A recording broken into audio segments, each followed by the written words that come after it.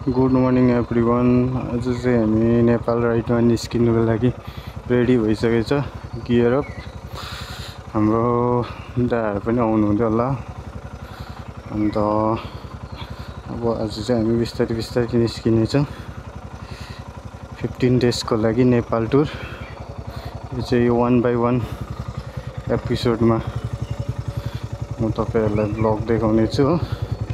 सबै gear up भइसक्यो, tight, last check, tyre okay.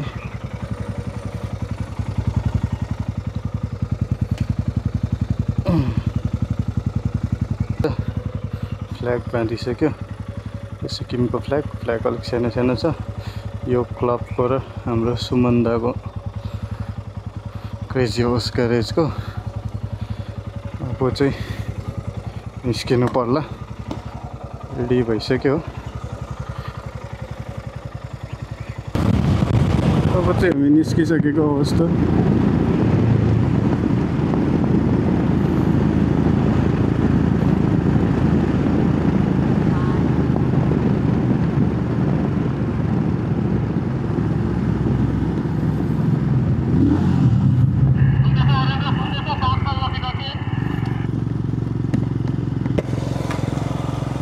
सुन्दैछु दा, सुन्दैछु।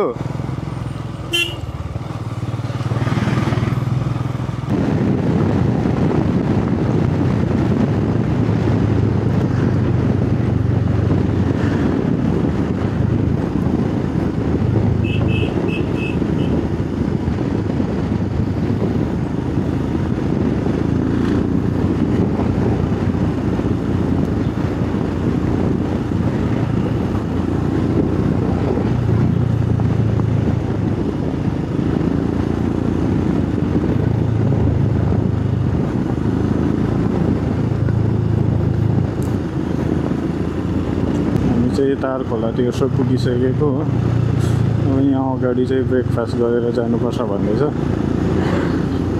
ब्रेकफास्ट गरेर निस्कियो भने अलिकति टाइमिङ ढिलो पनि भयो।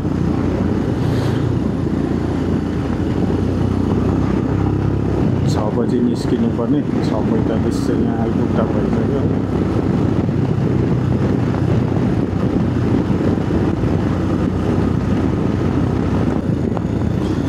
हामी चाहिँ अहिले 8 स्टार पनि क्रस भयो हो। उता चाहिँ पानी पर्दै थियो र ब्लग गर्नु पाएन। यता चाहिँ सुकाइरहेछ, धुलो उडिरहेछ। हाम्रो सुमन्दा र विपिन चाहिँ अगाडि गएको छ। हामी 3 जना चाहिँ एउटै लाइनमा छ।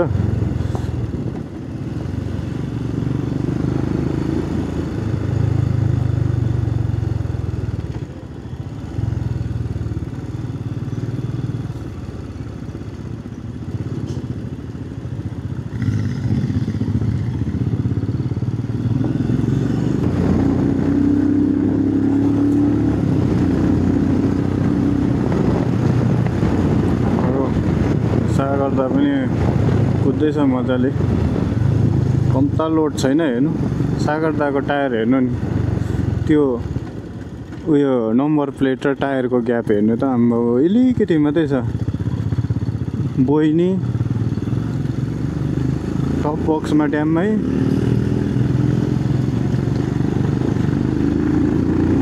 दुईटा प्यानीहरूमा ड्याममै छ। म त एड गरिनँ यत्रो त। मेरो पनि लोड त छ, हेभी छ। तर चाहिँ हामी रम्बी आइपुग्यो। ब्रेकफास्ट चाहिँ तार खोलामा गर्नु पाएन। अब तलै गएर ब्रेकफास्ट गर्नुपर्छ। रम्बी चाहिँ आइपुगेको।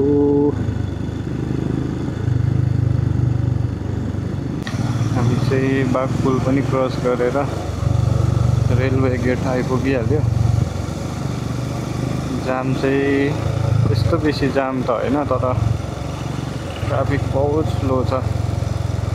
हामी त 30-40 स्पिडदेखि बेसी कुद्नै पाएको छैन। त्यसले गर्दा चाहिँ अलिक ढिलो हुँदैछ। अब यो रेलवे फाटक क्रस गरेपछि चाहिँ अलिक उता चाहिँ स्पिड कुदाइ हुन्छ, गाडीहरू पनि अलिक स्पिड कुद्छ हो। यहाँ चाहिँ आर्मीको गाडी र उँधो झर्ने डाउन झर्ने टाटाहरूले चाहिँ ट्राफिक चाहिँ बहुत स्लो बनाइदिइरहेछ।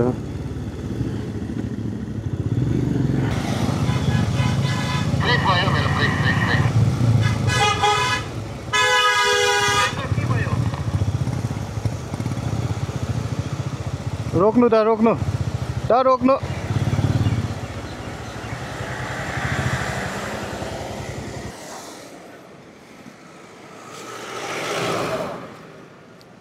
होइन त टाइम पुरा लाग्छ, नभए तपाईँले त्यो बुटले थिचिरहनु भयो कि त्यो भयो हो। आम्मामा खुट्टा बुटले त्यो खुट्टा अलिक पछाडि राख्नुपर्छ त, ब्रेक। आम्मामा अप्सनै छैन नि त, यो सेल लाउनु त आधी घन्टा टक्कै लाग्छ।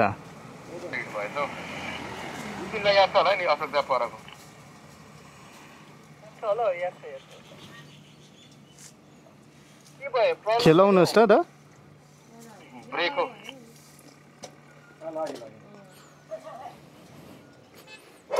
बिस्तारै जाउँ, अब 1300मा त आइहाल्छ। मजा आउँछ खास, अब चाहिँ टुरमा गएको जस्तो फिल हुन्छ नि त। यहाँ आएपछि चाहिँ कति कुद्दा हुन्छ, तर स्पिड लिमिट छ हो।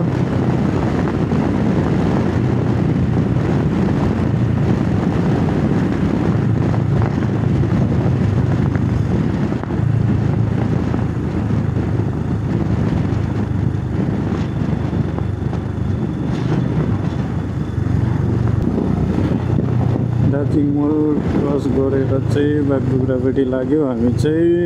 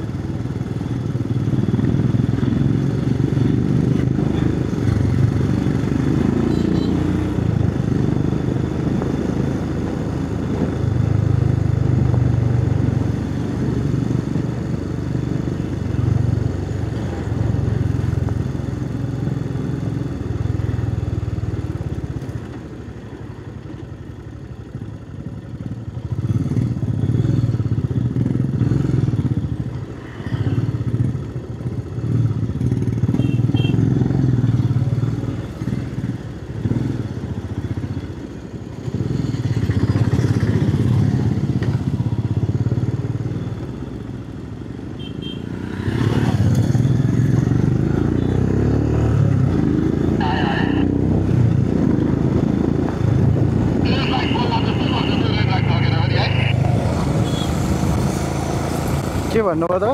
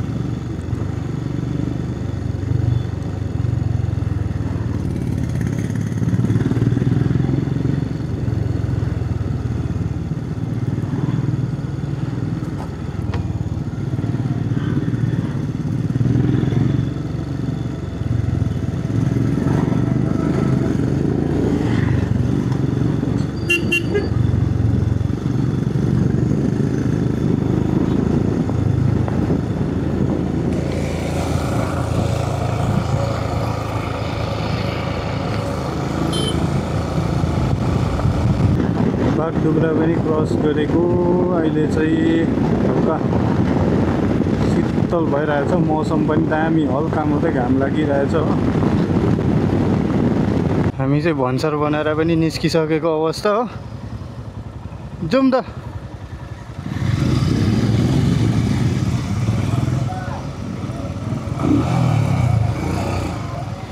अब चाहिँ अलिक हल्ला गर्दै जानुपर्ने अवस्था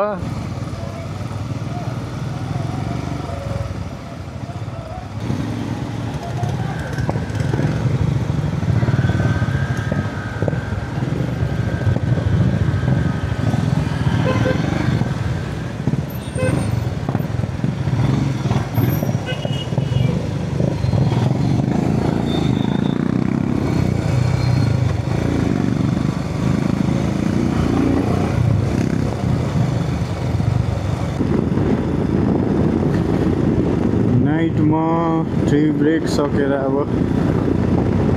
अहिले चाहिँ 7:45 भयो हो